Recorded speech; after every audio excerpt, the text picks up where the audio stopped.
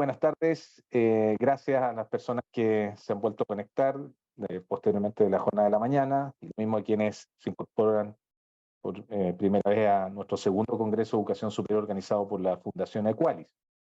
Como señalé en la mañana, la idea es matizar, junto con las exposiciones de los distintos trabajos que fueron seleccionados, con aportes de expertos en temáticas que son relacionadas con las que el Congreso promueve.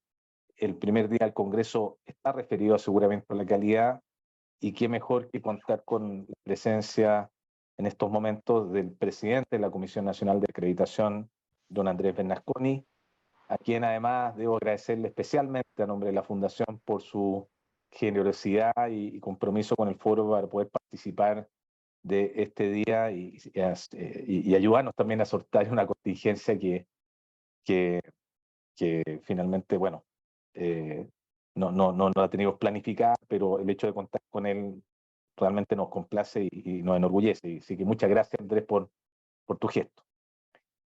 Bueno, presentar a Andrés, yo sé que muchos lo conocen, pero un poco algunos antecedentes de su formación y trayectoria.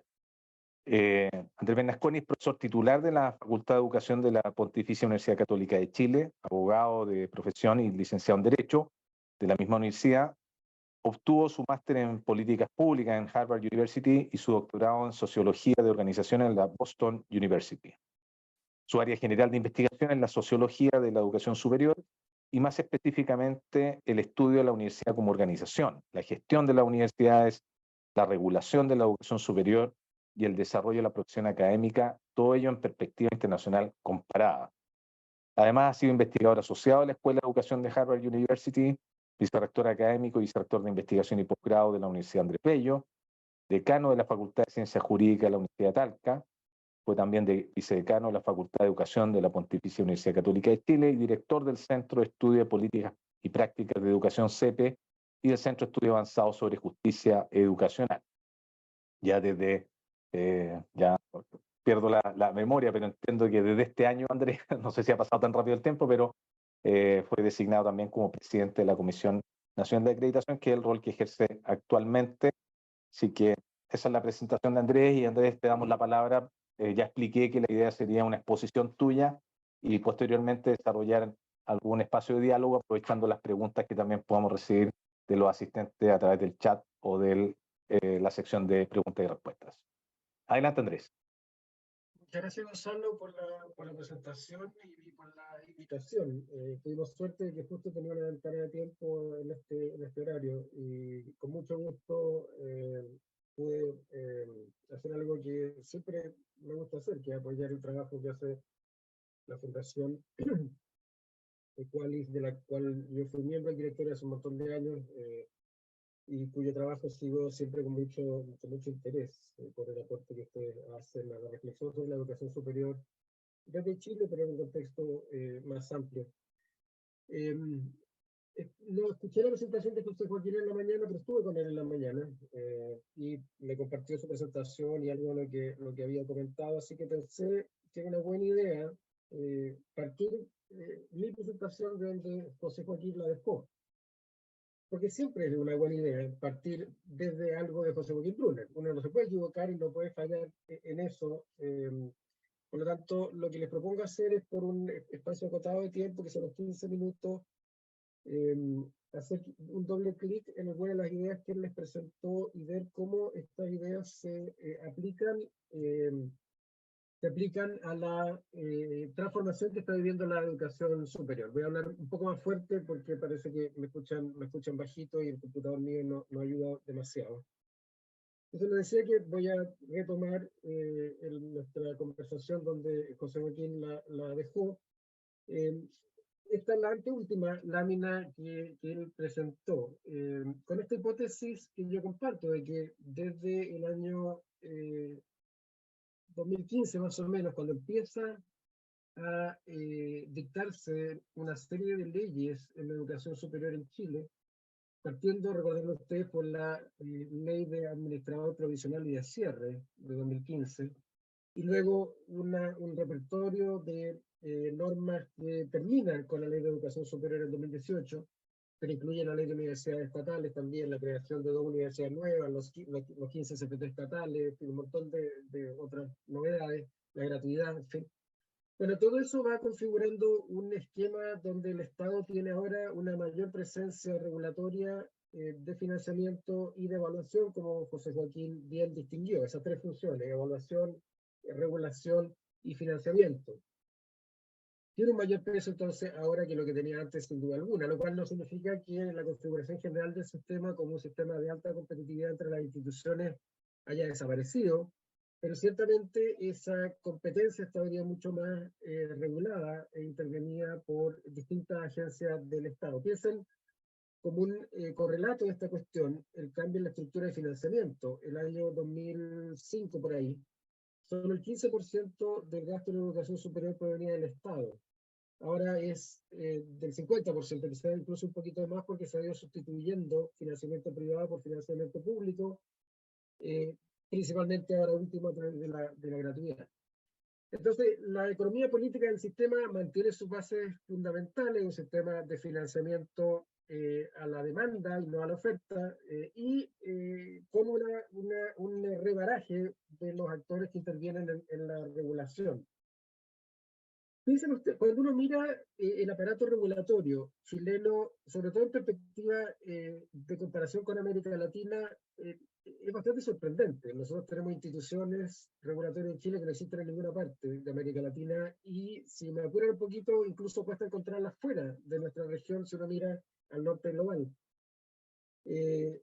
Cosa que ustedes conocen, tenemos acreditaciones obligatorias, que significa que las instituciones que pierden acreditación después de la supervisión por el CNE, si vuelven a no acreditar, se tienen que cerrar. Y la acreditación básica se puede otorgar solamente por 2 veces. Esto en el sector privado, pero si nos vamos al sector público, la ley de universidades estatales establece como causal de remoción del rector malos resultados en la acreditación. Algo bien notable respecto de cómo esa ley en particular se toma la acreditación como una fuente de legitimidad del ejercicio de la gestión de un rector. Y las instituciones estatales acreditadas por menos de 4 años tienen que tener un acompañamiento por parte de otra institución estatal por un plazo de hasta 6 años. Y si después de eso no logran acreditación avanzada, tiene que nombrarse un administrador provisional. Y el gobierno, el ejecutivo, tiene que activar un proceso legislativo para ver qué va a hacer con la institución. Puede reestructurarla, puede fusionarla, puede absorberla con otra, puede cerrarla. Todo esto está en la ley de universidades estatales. Además tenemos una superintendencia de educación superior que antes no existía. Y otro aparataje legislativo, 2 ejemplos son la ley TEA o la ley 20.369 sobre el acoso sexual y la violencia y discriminación de género en la educación superior, que van quedando obligaciones a las instituciones. Entonces es un reforzamiento del aparato regulatorio muy relevante. Entonces tenemos más evaluación, tenemos más regulación, y el Estado es un actor cada vez más importante en el financiamiento por resultado del arancel regulado. El arancel regulado, entonces, finalmente para la institución en gratuidad significa que el Estado establece las vacantes y establece el precio de los aranceles que se cobran. Bueno, entonces, pasando, digamos, a la lámina siguiente, cuando uno mira todo esto que está ocurriendo en términos de impacto, y José Joaquín proponía esta organización de los materiales, de su presentación, primero en la organización de las unidades académicas y de la profesión académica, luego en la burocratización de las organizaciones universitarias a través de la creación de cargos profesionales especializados en ciertas funciones universitarias, y la tensión entre las culturas, la cultura colegial de diálogo, de deliberación propia del sistema universitario, esto no está en el caso técnico profesional, y la cultura de gestión profesional, de decisiones rápidas, de evaluación por resultados, que es más propia del mundo corporativo, digamos, privado. Quiero detenerme en algunos ejemplos de estas tensiones que se dan en pos de la productividad y en pos de la eficiencia. Piensen ustedes en la organización del trabajo académico, y voy a hablar más de la universidad donde se da esta expectativa de que el académico o la académica haga de todo y lo haga todo bien, que haga docencia, investigación, gestión y vinculación con el medio. Algo bien difícil eso, entre paréntesis, porque la universidad en realidad en esto es un poco como las disciplinas olímpicas. Uno puede ser un atleta que es bueno para la jabalina y no significa que sea bueno para tirar otras cosas por la cabeza, por ejemplo, un martillo o una bala. ¿Y para qué decir correr? Entonces, en la universidad estamos todos jugando distintos juegos. Mencioné 4 actividades, pero esos juegos distintos. Entonces, alguien que es bueno para la investigación no tiene que ser bueno para la docencia, o para la gestión, o para la vinculación con el medio. Bueno, eso existió desde por lo menos 200 años. En lo que concierne a docencia e investigación juntos, ¿no? Como funciones que se espera de todo académico, sin excepción. Pero todo este ambiente tensiona la relación entre docencia e investigación. Por ejemplo, en la determinación del arancel regulado, lo que se busca establecer son los costos unitarios de la docencia. Contra más clases hacemos los profesores, más baja el costo, porque uno diluye el costo de la remuneración en más cursos y más estudiantes. Entonces ahí hay una presión para hacer más clases, pero al mismo tiempo ocurre que, si bien la ley dice que la acreditación en investigación, creación e innovación es requisito para la acreditación máxima de 7 años en nuestro sistema, la definición legal actual de una universidad, la de 2018, establece que todas las universidades tienen que hacer investigación. Entonces, hay una búsqueda por parte de todo el sistema universitario de desarrollar esta actividad de investigación y vinculación con el medio en paralelo, que tensiona también la vida académica del profesorado, que es el tema en que me estoy centrando ahora. A eso hay que agregarle la expectativa del sistema político de que la investigación sea útil, que sea aplicada de alguna forma. Todo lo que hacemos tenga alguna rentabilidad social, cultural, económica. Entonces ya tampoco basta hacer cualquier investigación, sino que hay que hacer una investigación que sea socialmente relevante y por lo tanto que justifique la inversión de recursos públicos en ella. Y a esto hay que agregarle la situación en que está nuestro perfil demográfico de nuestra población, una caída en la tasa de natalidad, que se expresa en que la cohorte de estudiantes que están saliendo de esa media para educación superior está estancada en términos de crecimiento y va a ir decayendo con el tiempo. Entonces, las instituciones todas están buscando otras modalidades de enseñanza en el pregrado para atraer a estudiantes de edad no tradicional, y las instituciones más selectivas, que tienen un poco más más cubierto el flujo de postulantes, están haciendo algo parecido con la educación continua y el posgrado. Y a todo esto tenemos que sumarle lo que en este ambiente de masificación de la educación superior y necesidad de brindar acceso a más personas, ha significado la creciente contratación de profesores adjuntos para la docencia, para suplir entonces la labor de docencia que no hacen los profesores de las plantas regulares. Entonces, a nivel micro, uno puede ver cómo las condiciones que se está desarrollando el sistema están empujando hacia una presión muy fuerte sobre los profesores y las profesoras para que hagan más cosas, ojalá en menor tiempo y ojalá de una manera más barata posible.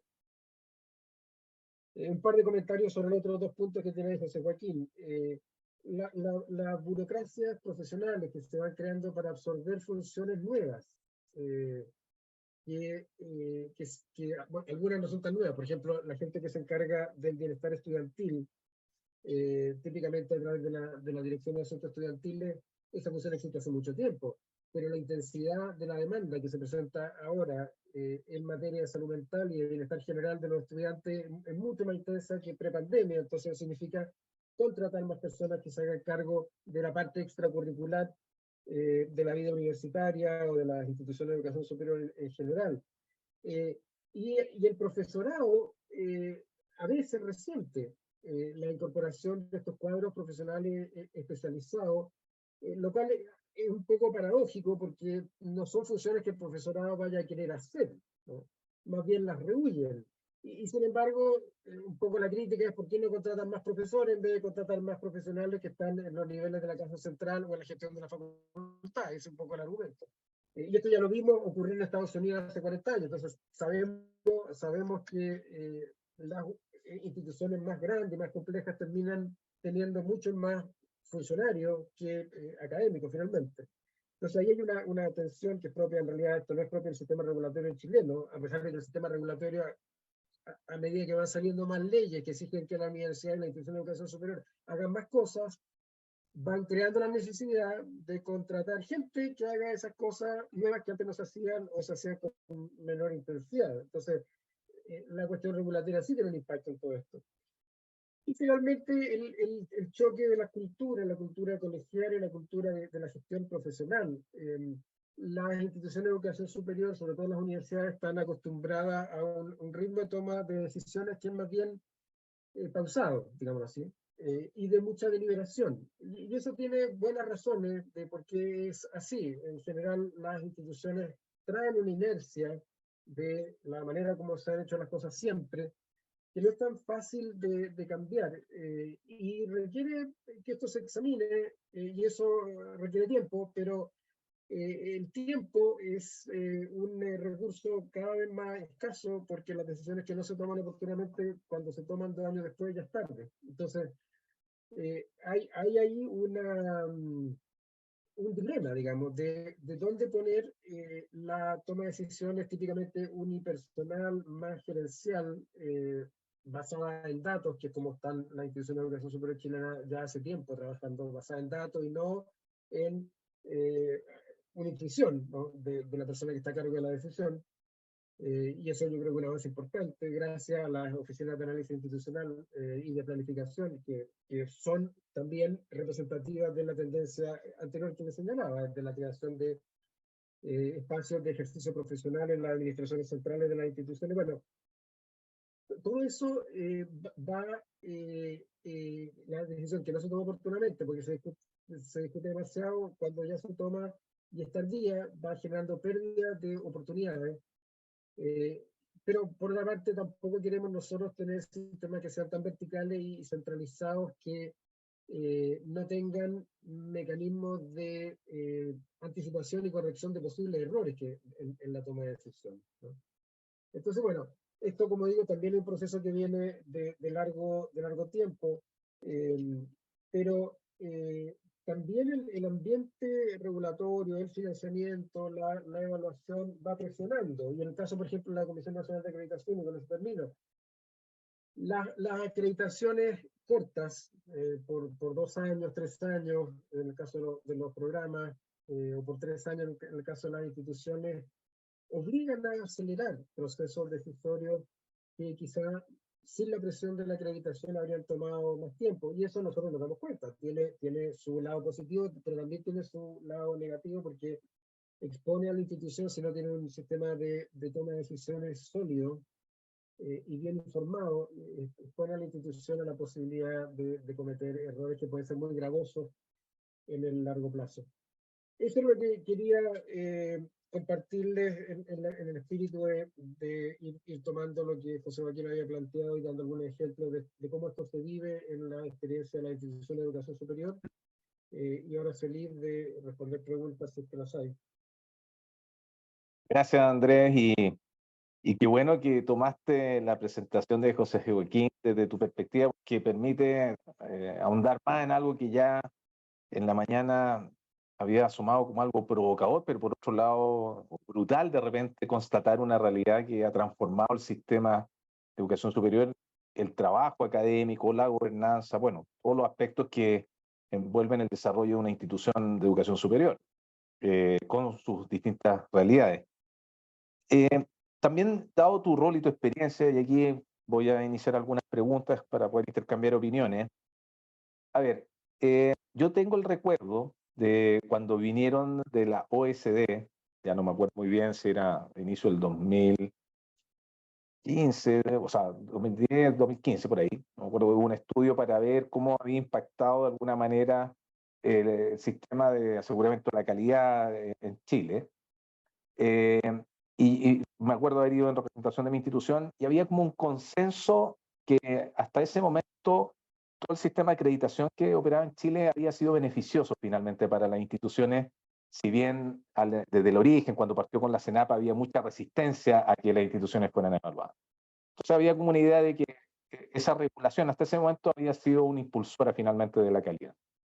Pero, como tú lo has contratado, y José Joaquín en la mañana, las regulaciones hoy día son mucho mayores. Y a partir de la ley de educación superior, eso queda muy patentado, y tú has dado varios ejemplos. Mi primera pregunta sería si esta dosis de regulación que hoy día tenemos en nuestro sistema, tú proyectas que va a ser beneficiosa desde el punto de vista de la calidad de los proyectos, porque dada la multiplicidad de tareas que la ley establece para las distintas instituciones, investigación, por ejemplo, en la universidad, innovación en el caso de los IPCFT, bueno, implican recursos, implican esta burocracia profesional, implican indicadores, métricas, el foco en la docencia quizás se desvirtúa, en fin. Eh, ¿Cómo ves tú finalmente esta realidad? Porque ustedes también lo están viendo a partir del trabajo de la Comisión Nacional de Acreditación, si es que finalmente se propende a la calidad o finalmente nos estamos diluyendo del foco central y desvirtuando la naturaleza del trabajo académico de una institución. Esa es la pregunta del millón, Gonzalo. ¿Cómo va a evolucionar eso, todo este sistema en el largo plazo? Yo creo que la dirección general en que se ha desarrollado la regulación es favorable. Y esta es una visión que yo tengo ahora que no tenía cuando se estuvo discutiendo la ley. Y estoy en las actas de la discusión parlamentaria del Senado diciendo que a mí no me gustaba la ley. Porque veía que era un poquito mucho, ¿no? La multiplicación de novedades en un sistema que no se caracteriza por ser poco dinámico. O sea, el sistema de educación superior chileno ha tenido una capacidad de evolucionar a través de factores endógenos muy importantes. El principal ha sido la competencia. Entonces, y eso no hay que desconocerlo. Entonces, ponerle todas estas capas de regulación, yo pensaba que podía ser peligroso. Bueno, yo creo que el tiempo ha mostrado que tiene un potencial de ayudar al mejoramiento de la calidad, pero con una condición que no se está cumpliendo, que es que haya más financiamiento. La calidad es cara. Todas estas cosas que estamos diciendo implican recursos. Avanzar hacia la complejidad en el caso de las universidades, avanzar hacia instituciones con innovación, como quiera que el sector técnico profesional lo defina.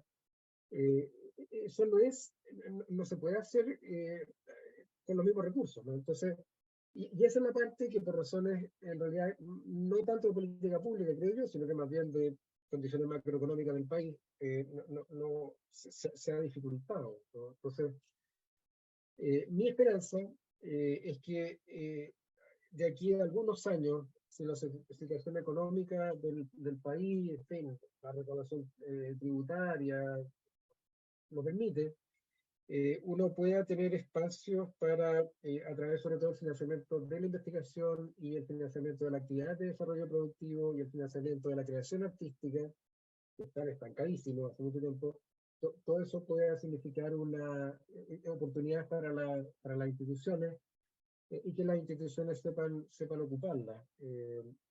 Yo creo que las instituciones tienen la capacidad de ocupar esos recursos cuando están disponibles, lo que pasa es que no han estado disponibles en la cuantía necesaria.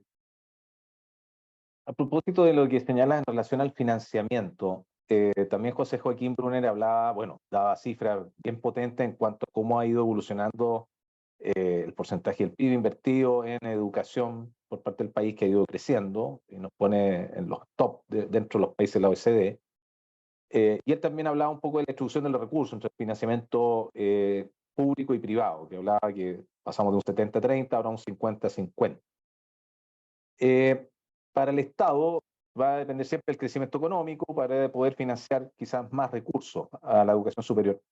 Pero hay otro actor que aparece poco, que es el sector privado, diríamos, más económico, industrial, relacionado a la actividad económica, que en el fondo en otros países está mucho más articulado el esfuerzo que hacen las instituciones con el financiamiento que aportan empresas para poder desarrollar determinados proyectos.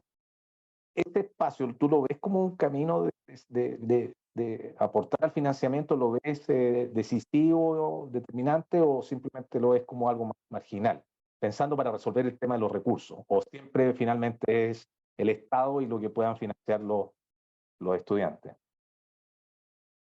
Yo diría que la empresa, vamos a ponerlo así, incluyendo también al Estado, sí ha estado aportando financiamiento, pero sobre todo por la vía de la consultoría y la investigación aplicada. La Facultad de Ingeniería lo ven todos los días, hay mucha labor que desarrolla la universidad para beneficio de los procesos regulares, no la innovación, sino que ensayo de materiales, ese tipo de cosas hace mucho tiempo, hay una tradición importante y el Estado, a través de las peticiones que hace al sistema de educación superior, de estudios, de análisis, en fin, eh, también, digamos, en esa parte inyecta recursos, y parte de eso, digamos, más allá de los gastos, digamos, operacionales de esos proyectos, termina también beneficiando a la institución. Donde esto se ve menos, creo yo, pero también yo soy optimista de que esto puede ir cambiando a medida que la economía chilena va haciéndose más inteligente en términos de qué es lo que se produce y cómo se produce.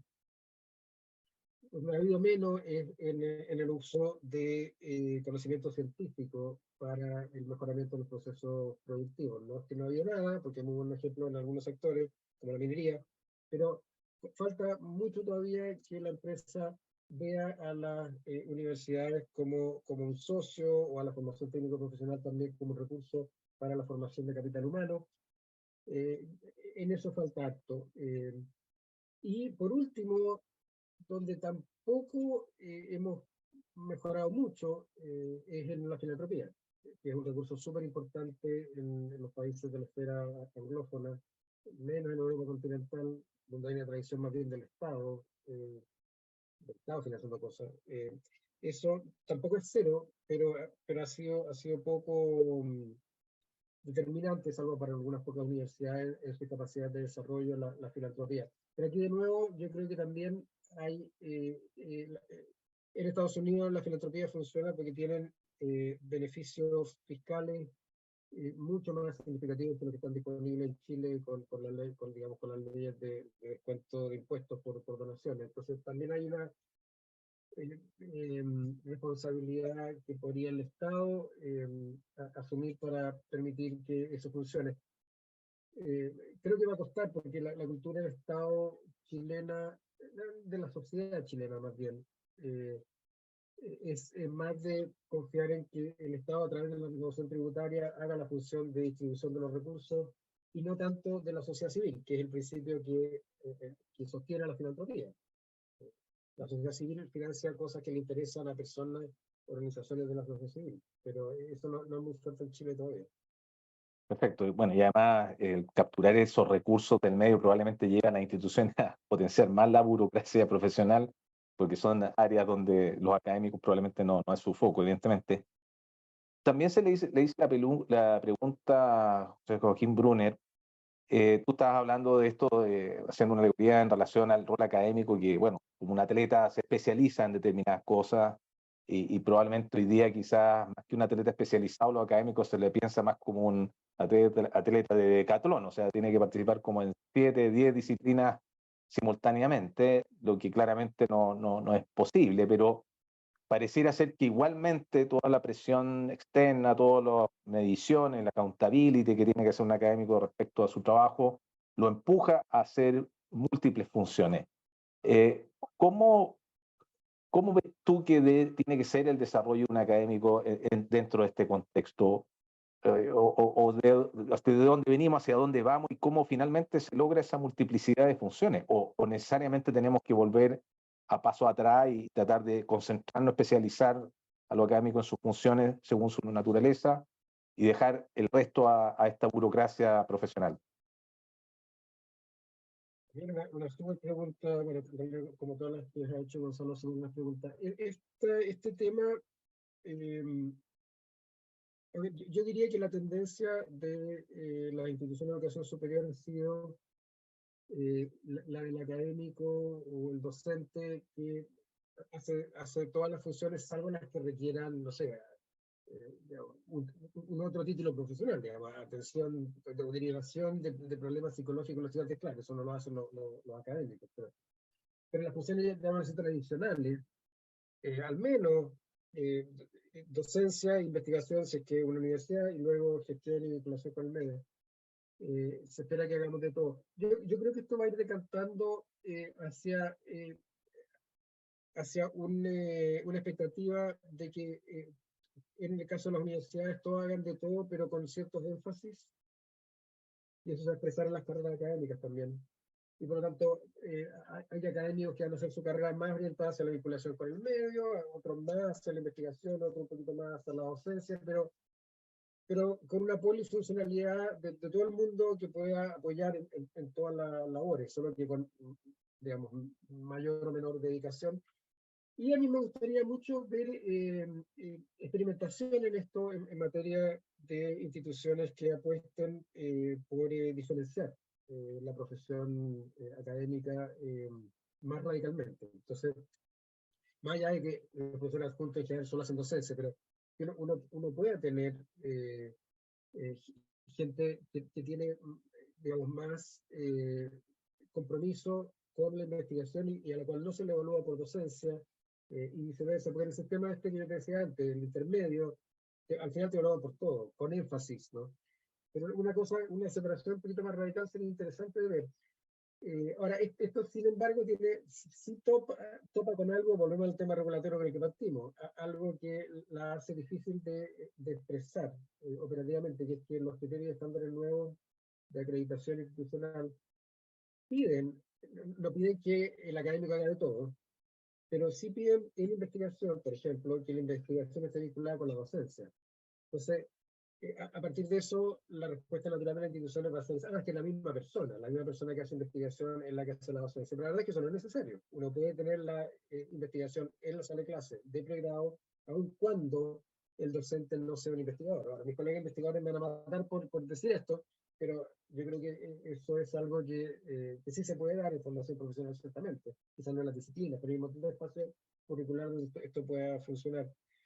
Y lo mismo, gente que se especializa en vinculación con el medio, yo creo que eso lo vamos a ver recientemente. Eh, y esas personas pueden quizás no tener tanto compromiso en investigación y eso está bien. Pero también queremos que la vinculación con el medio se relacione con la docencia y la docencia con la investigación y la vinculación con la investigación que esté todo relacionado, ¿no? Para que haga sinergia todo esto como sistema. Y eso quizás puede ser difícil de lograr si uno separa la profesión en distintas especialidades. Este debate lleva a profundizar mucho también en los procesos de carrera académica que desarrollan las distintas instituciones. Bueno, una de las preguntas que hacía alguien del público justamente decía, las nuevas exigencias de acreditación y el desplazamiento sistémico del sistema universitario aumentan la tensión entre docencia versus investigación a nivel de instituciones y de carrera académica. Lo hacía como pregunta, pero es parte de lo que tú estabas mencionando. Esa es una realidad y que, por un lado, la CNA establece ciertas directrices y por otro lado está este nudo que las instituciones están viviendo y que probablemente hay quizás poca evidencia de grandes innovaciones en carrera académica. Si bien el tema de la vinculación con el medio creo que es la que está empujando a mirar estos modelos de manera más diferente. Y una última pregunta, Andrés, también para no abusar de tu tiempo. En función de lo que tú viste de la presentación de José Joaquín y el análisis que tú haces, ¿cómo ves tú qué las instituciones deben hacer para que esto que parece viento en contra se transforme en viento a favor dentro de toda esta complejidad, todo este contexto, todas estas tensiones que se están viviendo? Quizá también una pregunta que no es fácil de responder, pero viéndolo más del punto de vista práctico, también en función de lo que usted ha sido capaz de ver en instituciones que han logrado ir sorteando esto, porque también está el tema de los recursos, indudablemente, pero no sé si hay algún elemento que tú destacarías para poder navegar, insisto, con viento a favor dentro de este escenario. Bueno, hay una dimensión que es el lobby político del sistema de educación superior a las autoridades que tienen el control de la billetera fiscal. Eso nunca hay que descuidarlo y hay que mantenerlo. Pero en tiempos de vacas flacas, como son los actuales, las instituciones tienen que tomar decisiones difíciles. Y desgraciadamente, estamos en esa... Una de las cosas del sistema de educación superior de Estados Unidos que es muy notable en la capacidad que tiene de ajustarse a las condiciones del financiamiento. Cuando fue la crisis de los bancos en 2008, las universidades estatales de California tuvieron que recortar los salarios de todo el mundo 20%. El otro día estaba con un profesor de la Michigan State University, me decía, a ellos no les suben los sueldos ni siquiera por el IPC hace como 15 años. Entonces, hay cuestiones que son necesarias para la sobrevivencia organizacional. O sea, hay ajustes que son súper dolorosos, pero necesarios. Las instituciones que tienen poca capacidad de hacer esos ajustes y que están en situación de estrechez financiera, yo creo que van a sufrir mucho. Y estos son cambios que hay que hacer a propósito de la deliberación versus los cambios rápidos. Estos son los cambios que hay que hacer ahora. No se puede estar discutiendo 2 meses, pero 2 años en los foros de participación. Perfecto. Bueno, Andrés, fue bien concentrada la conversación, nos pasamos un poco el tiempo. Nuevamente agradecerte de corazón tu buena disposición para participar hoy día de esta sesión dentro del Congreso, y también agradecerle a todas las personas que asistieron, que llegamos sobre 100 personas que estuvieron presenciando esta conferencia. Así que, Andrés, muchas gracias y esperamos verte pronto nuevamente en alguna tribuna por ahí.